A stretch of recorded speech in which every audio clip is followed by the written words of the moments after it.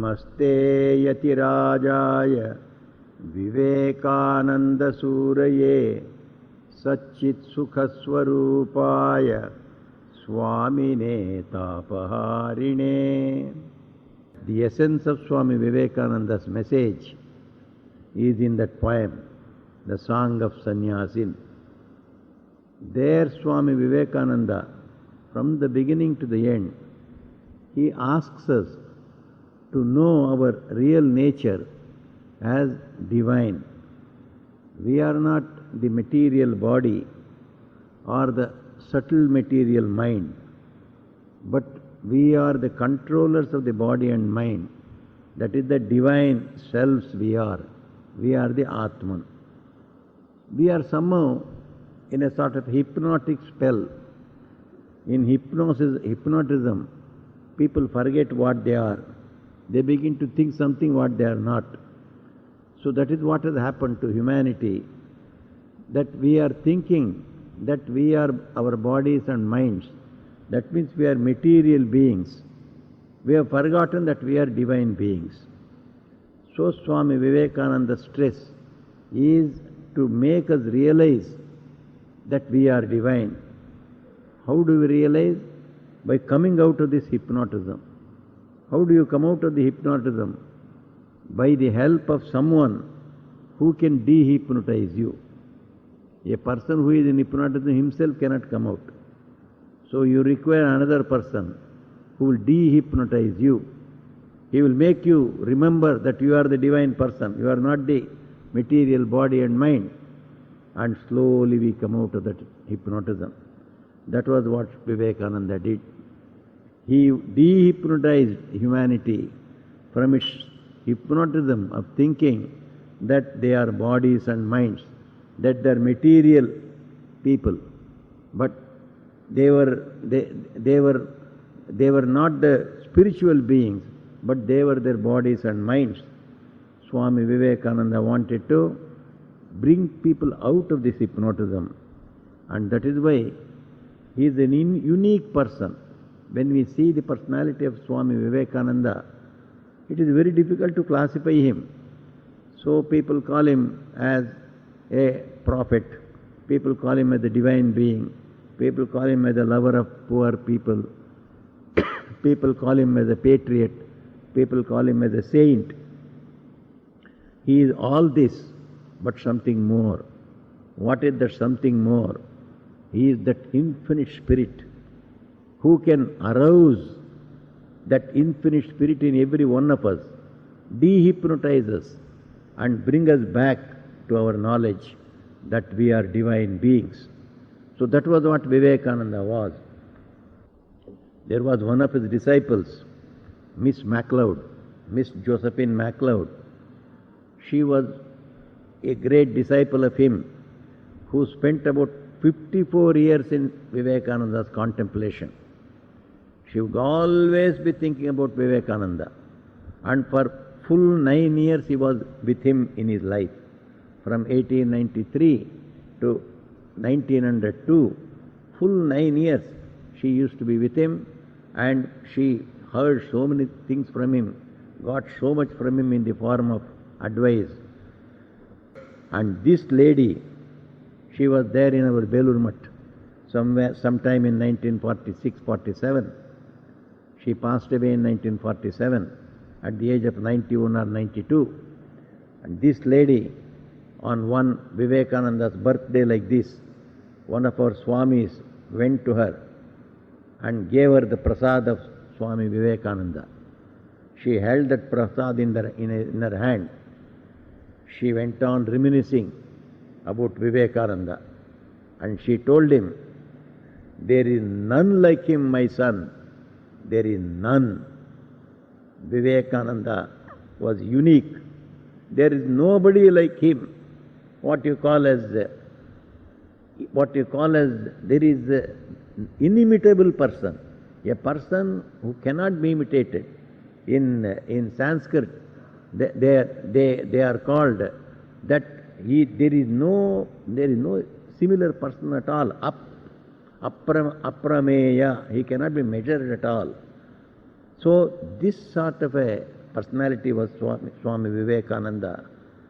Like in Bhagavad Gita, Arjuna was telling Krishna, "O Krishna, you are unequaled. Natvat samo api adhiko kuto anyaha." There is nobody equal to you. What to speak of anybody being higher than you? None equal to you. He was talking about the uniqueness of Sri Krishna. That was the uniqueness that was associated with Swami Vivekananda. Yet, today is the birthday of Swami Vivekananda, the 146th birthday. So we shall try to see some of his unique facets. He had infinite facets. People would see him as a writer, as a poet, as a singer, as a physically ideal person and a highly moral person, a saint, a divine being, a teacher of men, teacher of gods. Every type of facets are there in Sri Swami Vivekananda's life. Usual facet that we see is, we call him the patriot and a saint together. Patriot saint. This is a very common thing. We say Vivekananda, the patriot saint. That is the general idea, especially in India, that Swami Vivekananda was a saint of the highest order. At the same time, his uniqueness was he loved the country.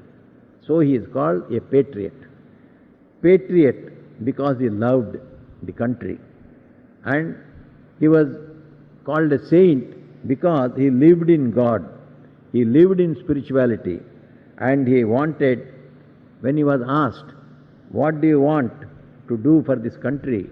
Swami Vivekananda, it seems, he replied, "I want to find out the common basis of Hindu religion, to bring spiritual unity among the Hindus and awaken the national consciousness in them."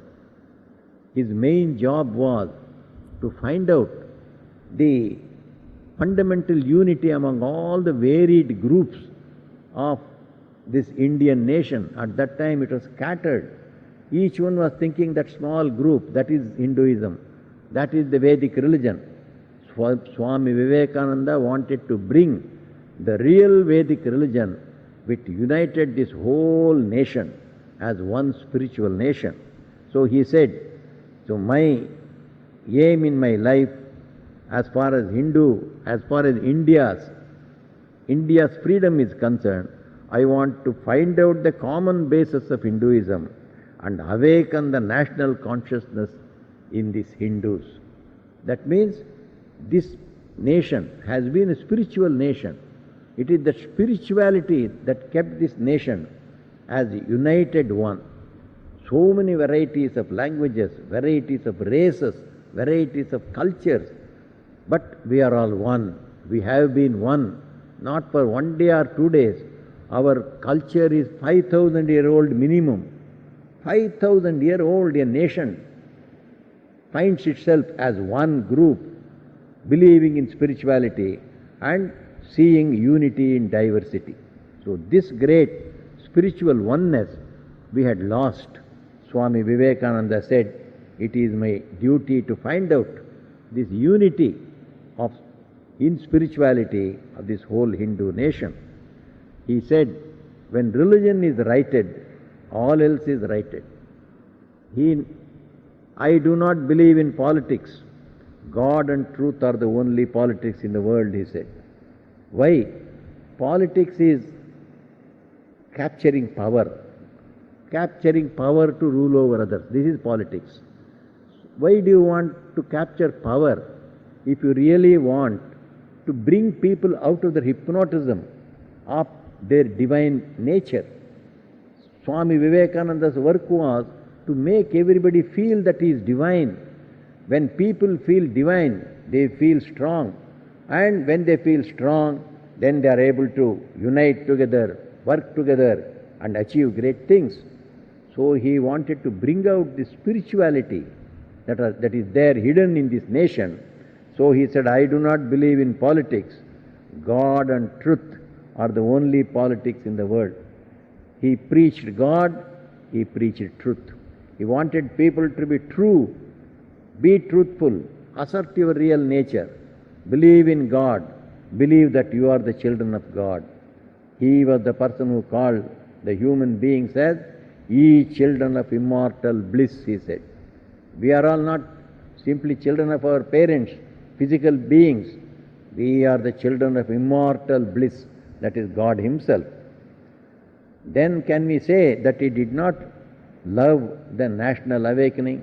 Did He not love the rejuvenation of India in a political and a social sense? He did. But He knew that the real awakening can come only when Indians become aware of their spiritual power, spiritual legacy of 5,000 years or more. We must become aware of our spiritual legacy. Our forefathers have never thought that this world is everything. They always thought this world is a passing phase in which we have to achieve something in the spiritual world. This world is the kindergarten in which we take training to know, to develop our knowledge in full, to know that we are the divine beings. So world is a school where we have to learn that we are spiritual. Along with that one, we have a body. We are a spirit having a body. The Atman has a body. This is how a Hindu believes. But in the other religions, they say it is the body that is having an Atman. So they say he kicked out he gave up the soul, they say. You cannot, that means you are a body, you give up the soul. In India, we always say we gave up the body. The soul, we are souls, we give up the body. Swamiji used to repeat this one everywhere and said, this is what we have to do. When this is awakened, when the Indians are made to feel they are spiritual beings, they have got a spiritual path to follow. Even the worldly things, they want to live a worldly life in such a way so that all the comforts of the worldly life, all the knowledge that we gain in the worldly life, they become conducive to develop our spirituality.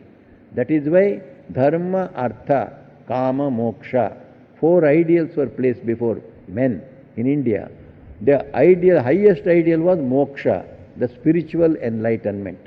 For the sake of spiritual enlightenment, we want the righteous life, we want a life full of wealth, we want a life full of enjoyment. Wealth is the means for enjoyment, and wealth and enjoyment can be distributed to all only if there is a righteous rule. There must be some rules and regulations in our life. So that the wealth is distributed properly, enjoyments are distributed properly throughout the society. So the dharma, artha, kama, righteousness and wealth and enjoyment, all these 3 must lead us to spiritual enlightenment, moksha. So Swami Vivekananda wanted to stress this one. So by developing spiritually, Indians can not only achieve freedom, which we have done. We have achieved our political freedom about 60 years back, 1948, 1947. So about 60 years back we achieved. But Swami Vivekananda said, if they are spiritually developed, they would be able to preserve it. Are we able to preserve our freedom? We are bartering away our freedom. The freedom must have made us a strong nation, socially, economically, and politically, and spiritually. Nothing has come. We have only in namesake, we have got a political freedom. That also, where is that political freedom? The poor people in the country, when we go to the countryside, go only 50 kilometers away to Tiruvallur district. There are people who are eating only once in a day. They are living below the poverty line for the last 500 years. Nobody has cared for them. It is 50 years of independence. Swami Vivekananda said, this would not have happened if the people had been awakened spiritually along with political awakening. Political awakening came, spiritual awakening went away.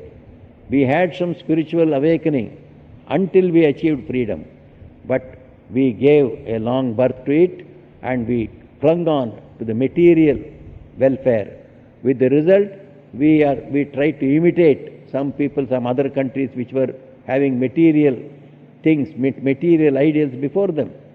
So Swami Vivekananda said, to him, India was not a political entity, but a spiritual entity, a tirtha, he used to say. India is a sacred land for me. Very dust of it is holy, he used to say. He never thought India as simply a political entity where, you will have a prime minister or you will have an army and you will have a navy and a air force and then you think that you are a nation. It had no meaning at all for Swami Vivekananda. He said, we must be spiritual, we must be united in the real sense, we must love one another like the children of a single family. That can come in this country only when spirituality is awakened. So this is how we see the patriot Vivekananda. He was a patriot, but a patriot who believed in the real emancipation of the common man. When we really become spiritual, we feel that brotherhood with one another. I would not allow a group of people 50 kilometers away from Chennai to starve without 2 full meals, eating 4 times a day in Chennai. It would never happen. So the spiritual consciousness must be awakened. So Swami Vivekananda was a patriot who felt one with the soul of the whole country. Deshatma Bodha. He was called a man who felt himself one with the soul of India. And that is why anywhere, any trouble, whether it was South India or North India or West or East, he felt as that it has happened, something has happened to him. Why? With the whole humanity he was one.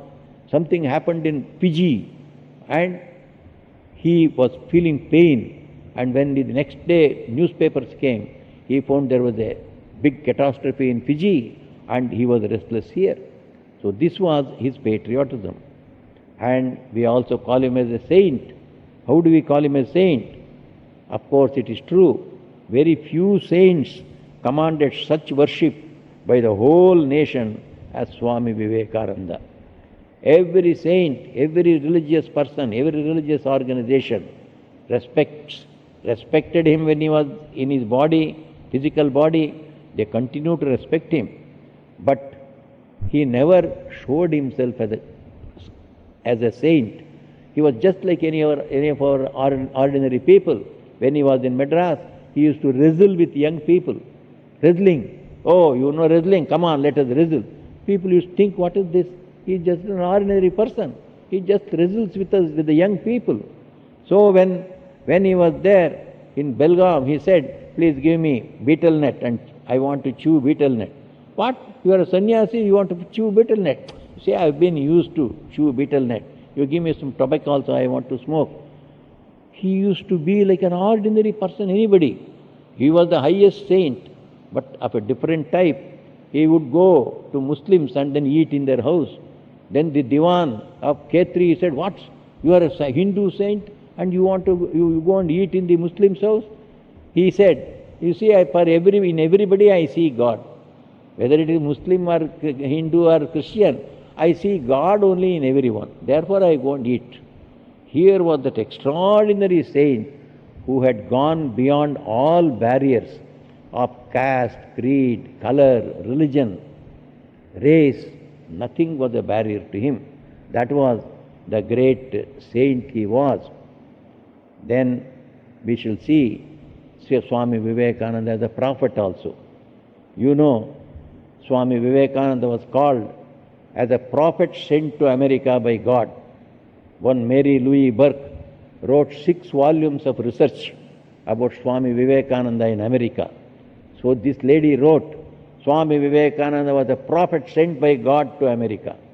And during his lifetime itself, his one of top disciples, Sister Nivedita, and Mrs. Woli Bull, Miss Josephine MacLeod, etc., all these people used to correspond between each other and they would refer to Swami Vivekananda as only our prophet. Swami Vivekananda was called a prophet. That is why somebody said the greatest gift that America gave to India is the Prophet Vivekananda. We did not recognize our Prophet here. It was America that recognized him. And when he came back to India, all of us started rallying behind him. Here is a great prophet. But the prophet was made there. And they used to call him prophet even when he was alive. And this prophet, he saw good points everywhere. He was in the West. He saw so many good things are there. There were bad things. But he did not bother about the bad things. Always he was a very positive man. He always said, if a tree yielded one good fruit, very valuable big fruit, and so many other rotten fruits, you should not judge by that tree by the rotten fruit, but you must know the possibility of that good fruit, big fruit. If you culture it properly, all the fruits can become good. So Swami Vivekananda saw so many good points in the West, especially their scientific advancement, their technological supremacy, and their egalitarian outlook, their social equality, their power of organization. All these good points he saw in the West. And he also saw the good points in the East. He saw in the East this spirituality, this calmness, this seeing oneness in diversity. People may look different physically, but inside them the same God is there, same Atman is there. So there was a sort of a welcome to everybody, of every race, every religion, every caste, every creed. So this seeing unity in diversity through that spiritual outlook, spiritual culture, this was the great tradition in the East. He wanted both to come together. So West was very, very well as far as organization of society was concerned. Social organizations were very good. But spiritual organization in the East were very much a necessity there. In West, racism is there. Small nations are there. They hate one another from their heart. They cannot combine together. You can come. What India has got 110 billions today. So this 110 billions here. So the whole of Europe does not have 110 billions. But each one is divided. Each one cannot unite together. But we are one, the 110 billion. Because of the spirituality, Swamiji saw this. The spirituality of the East and the material progress in the West both have their own strong points. He said his real mission was to save humanity everywhere with the real food of giving them what they wanted, that is the food of pure spirituality. When he preached the spirituality of man, he wanted to teach Advaita Vedanta, he said, in a very simple and poetic way. Swamiji writes, it will be my life's work. I want to teach it. Advaita is the divinity of man, divinity of everything. The whole universe is one in God. We are all children of God. We are all gods. So this idea of Advaita, he wanted to teach in a simple and poetic way to the whole world. He wanted to teach the mythology of India in beautiful moral forms, moral lessons he wanted to bring to the whole world through the mythological forms that we had. He wanted to teach the Indian yoga as a practical psychology and a science of spirituality. He wanted to teach the world, you can live spiritually, you can know your Atman, you can know that you are divine, you can know the whole universe is divine through yoga. Yoga is the practical psychology, it is the science of spirituality, he said. This is what he wanted to give. This is what he did through his 9 volumes of lectures, talks and writings. So we also see Swami Vivekananda as a lover of the masses.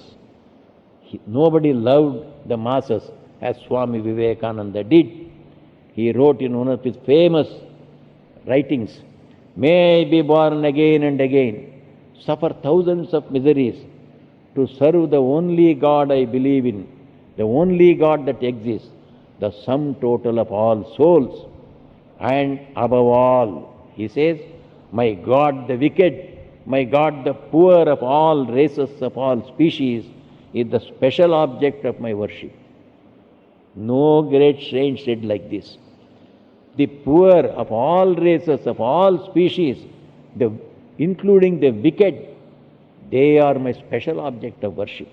This love of him, after his wonderful success in the Parliament of Religions in 1893, he wept and wept the whole night in the luxurious room that he was given. He never occupied the bed. He slept on the floor and the whole floor was wet with his tears. People could notice it the next morning. And what was he telling? He was praying to the Divine Mother, who will raise the masses of India, O Mother? O Mother, how can I help the poor people in India? So this person, being amidst the luxury of the West, he did not forget for one moment the poor people of India. From America, he writes to Swami Akhandananda, his brother disciple, you have read in the Vedas, Matra Devo Bhava, Pitru Devo Bhava. I say, Daridra Devo Bhava, Murkha Devo Bhava. Worship the poor, worship the ignorant. That means worshipping the poor means try to remove the poverty from the poor people. Give them the proper education, occupational education, scientific education, technological education, so that they can stand on their own feet and support themselves and be independent. This is what you have to do by helping the poor. This is serving the poor or worshipping the poor and educating the ignorant. Murkha Devo Bhava. Let all the ignorant people be your gods. As you serve God with all devotion, put all your energy to remove the ignorance from the people. Let them know everything about the world as well as about their spirit also. Give them the full education. Know that service to these alone is religion. This was the love of Swami Vivekananda for the poor. Thus began the epoch-making religion of service of Swami Vivekananda. Akhandanandaji started the first famine relief at Murshidabad in 1897 itself, the year Swami Vivekananda returned to India from America.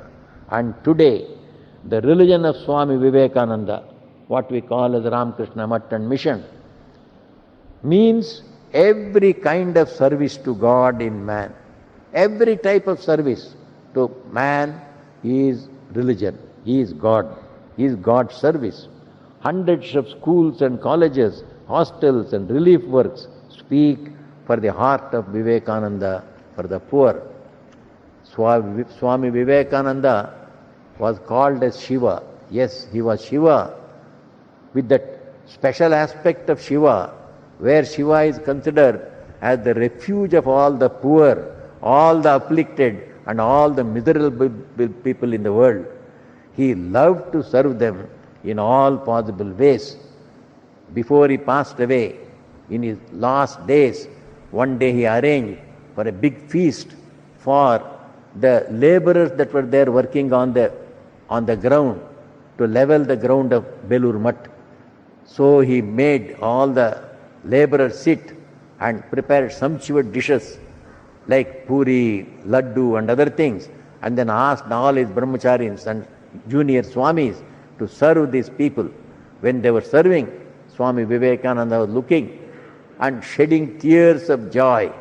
He told them, you see, these are the real Narayanas. I am seeing God there who is directly receiving and eating what you are giving. Can you not sacrifice all your life for serving poor like this?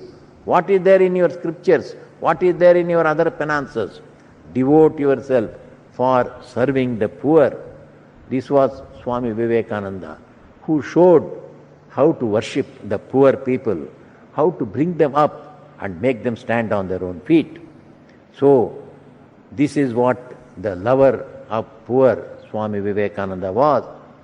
And of course, Swami Vivekananda was divine. Everybody knows. Sri Ramakrishna saw him as one of the 7 rishis, merged in his samadhi. He would not shake. All the devatas, all the angels, everybody is afraid to go near him. He is the highest of all the gods. In that position he is sitting there. So from that 7 rishis' place, he is brought down by Sri Ramakrishna. And when he met Swami Vivekananda first, the first thing he said was, "You are that Narayana himself, you are that Nara, part of Narayana. You have come in the past also." Saw the light of Shiva taking the birth as Swami Vivekananda. Sri Ramakrishna proclaimed, many times we read in the Gospel, we read in the great master, I was Rama, I was Krishna, and I am born now as Sri Ramakrishna. He proclaimed his divinity. Simultaneously, he also proclaimed several times that I am one with Naren. Once, he was sitting before Naren. He is telling me, what I see is that this I am, showing him, and that Narendra too I am. He showed his identity with Narendra. Narendra was not different from Sri Ramakrishna. Sri Ramakrishna once took away the smoking pipe from Narendra's hand. He started smoking himself. He is the Guru and he is the disciple. He would never allow it. But he said, what? Do you think that you and we are so different? We are one. He declares his unity with him. He ate the food cooked by Naren. Holy Mother saw a vision in Kamarpukur. After the passing away of Sri Ramakrishna, she was alone in Kamarpukur. She saw a wonderful vision with open eyes. She saw all the Kamarpukur village around. With the open eyes, she saw Sri Ramakrishna before him. And Ganga is flowing out from his feet. And Ganga's water is flowing, that all the other people, Swami Vivekananda, etc., they are all throwing flowers and worshipping Ganga. Holy Mother was thinking, what is this? Ganga has come from the feet of Sri Ramakrishna. He is the Lord himself. Then she finds Sri Ramakrishna disappearing in the body of Swami Vivekananda. This was reported to Swami Vivekananda. Vivekananda was astounded. Sri Ramakrishna disappearing into his body, and Holy Mother sees this unity of these two great people. Swami Brahmananda used to say, I knew Narendra would pass away. How did he know? The last few weeks, whenever I used to see Swami Vivekananda, I would never see Vivekananda. Sri Ramakrishna would be there. So he has become one. So even before leaving this body, he has become one with Sri Ramakrishna. Swami Brahmananda saw that. He said, I knew he would no more be in this world. So this was Swami Vivekananda's divinity. He was one with that divinity itself, which came down as Sri Ramakrishna, as Holy Mother, and Swami Vivekananda. That is how we always consider. It is that infinite spirit that manifests itself in 3 forms. One as Sri Ramakrishna, the Guru, and his consort, his divine consort, Holy Mother Sarada Devi, and his divine disciple, his divine apostle, Swami Vivekananda. This is the divinity we see him. So we see him as the saint, we see him as the prophet, we see him as the lover of the poor people, we see him as the divine. He is much more. He is so many. He is a writer, he is a poet, he is an artist. So he is a spiritualist. So he is everything and something more than whatever we can express. Thus we see a divine being coming to us as multifaceted Swami Vivekananda to awaken us to our true divine nature. And he came, we see him as a patriot, as a saint, as a lover of poor, and as a divine prophet. May we understand his teachings and follow him, and thus be a blessings to ourselves and blessings to others also. May we pray to Sri Ramakrishna, Holy Mother, Swami Vivekananda, to bless every one of us, so that we can follow in their footsteps and make our lives happy in this world, and similarly progress in our spiritual life also. May their blessings give us all the best that is in this world, and all the best, that is in our inner spiritual world also. Let Sri Ramakrishna, Holy Mother and Swamiji bless one and all of us. Niranjanam nityamanantarupam bhaktanukampadhrita vigraham vai Ishavataram parameshamidhyam tam Ramakrishnam shirasa namamaha.